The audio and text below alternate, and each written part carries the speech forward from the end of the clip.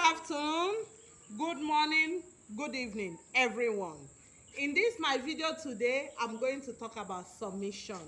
Submission on the women's side, because the Bible said that you should submit unto one another in the fear of God, meaning men and women are supposed to submit to each other. Submission is not meant for just women alone. Men also are also to submit to their wives. But in this video, I'm going to talk about submission on the women's side. The Bible said that wives, submit yourself unto your own husband as unto the Lord. Meaning that you have to submit yourself the way you submit to the church, the way you see Christ, you see your husband that way. Because Christ is the head of the church and your husband is your head. So submission means seeing your husband, respecting your husband, even though it's part of submission.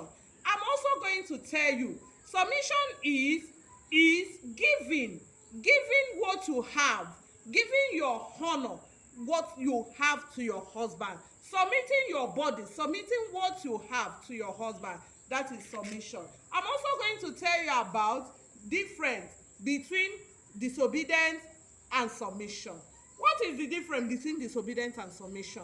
The difference between disobedience and submission is, disobedience is doing what your husband say you should do, and not doing what your not doing what your husband does not want you to do. That is disobedience. You can submit without obeying. Yes, you can submit without obeying. Like, for example, get water for me, put salt inside, and you get the water without putting salt inside. You have submitted, but you did not obey. That is the difference between submission and obedience.